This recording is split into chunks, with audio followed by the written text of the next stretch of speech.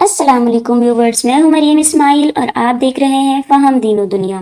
بخاری شریف وغیرہ میں حضرت ام سلمہ رضی اللہ عنہما کی روایت ہے، فرماتی ہیں کہ ایک عورت رسول اللہ صلی اللہ علیہ وآلہ وسلم کی خدمت میں حاضر ہوئی اور عرض کرنے لگی کہ اے اللہ کے رسول، میری بیٹی کے شوہر کا انتقال ہو گیا ہے اور اس کی آنکھوں میں تکلیف ہے، کیا میں اسے سرما لگا سکتی ہوں؟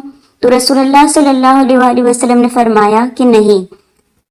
اس عورت نے 2 یا 3 مرتبہ پوچھا، آپ صلی اللہ علیہ وآلہ وسلم نے ہر مرتبہ فرمایا نہیں۔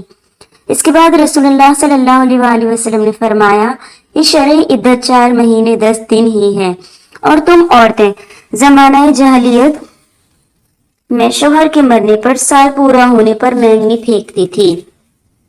حدیث کے راوی حدیث حمید فرماتے ہیں کہ میں نے حضرت زینب رضی اللہ عنہما سے پوچھا کہ سال پورا ہونے پر مینگنی پھینکنے کا کیا قصہ ہے، تو حضرت زینب نے فرمایا کہ زمانہ جہالت میں یہ دستور تھا کہ جب کسی عورت کے شوہر کا انتقال ہو جاتا تھا تو وہ اپنے ایک جھونپڑے میں داخل ہو جاتی اور بدترین کپڑے پہنتی اور خوشبو استعمال نہیں کرتی تھی، یہاں تک کہ اس پر سال پورا ہو جاتا۔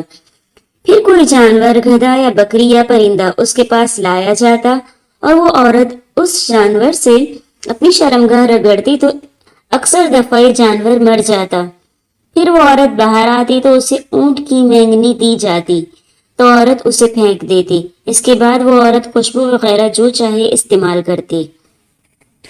ابن قتیبہ رحمت اللہ حدیث کا لفظ فافتز بہی کی تشریح کرتے ہوئے فرماتے ہیں کہ یعنی عدت والی عورت نہ پانی کو ہاتھ لگاتی تھی، نہ ناخن کاٹتی، نہ بالوں کو صاف کرتی۔ 1 سال کے بعد وہ تنگ کوٹری سے بہت بری صورت میں نکلتی اور عدت کی پابندیوں کو ایک پرندے کے ذریعے ختم کر ڈالتی۔ اس طرح سے اس پرندے سے اپنے شرمگاہ کو پہنچتی اور پھر اس کو پھینک دیتی۔ وہ پرندہ اس کی وجہ سے عموماً زندہ نہیں رہتا تھا، یعنی اس گندگی کی وجہ سے اس عورت کے جسم میں ایسے جراثیم پیدا ہو جاتے تھے کہ جس کی وجہ سے وہ پرندہ مر جاتا تھا۔ اسلام سے پہلے عورت کے ساتھ ایک اور بڑا ظلم یہ ہوتا تھا کہ اگر کسی کی بچی پیدا ہو جاتی تو اس کو زندہ درگور کر دیتے تھے، جس کا ذکر قرآن میں ہے، وَإِذَا الْمَوْءُودَةُ سُئِلَتْ۔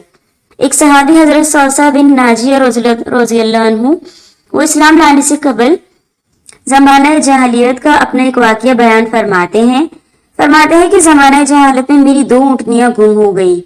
میں ان اونٹنیوں کی تلاش میں نکلا، دیکھا کہ جنگل میں ایک جگہ سے آگ کی روشنی نظر آ رہی ہے۔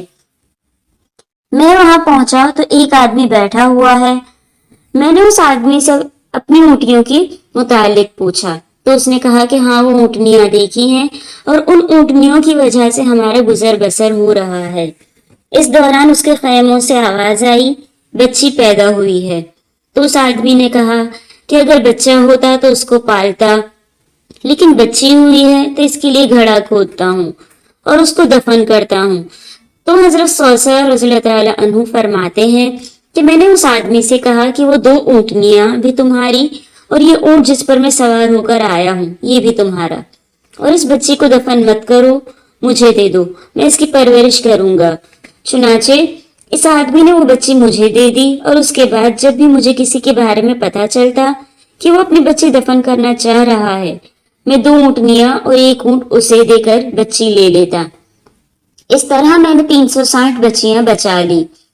جب حضرت صوصہ رضی اللہ تعالیٰ عنہ ایمان لائے تو آپ صلی اللہ علیہ وآلہ وسلم سے پوچھا کہ کفر کی حالت میں جو میں نے یہ عمل کیا ہے کیا اس پر مجھے اجر ملے گا؟ تو آپ صلی اللہ علیہ وآلہ وسلم نے فرمایا ہاں، اجر ملے گا۔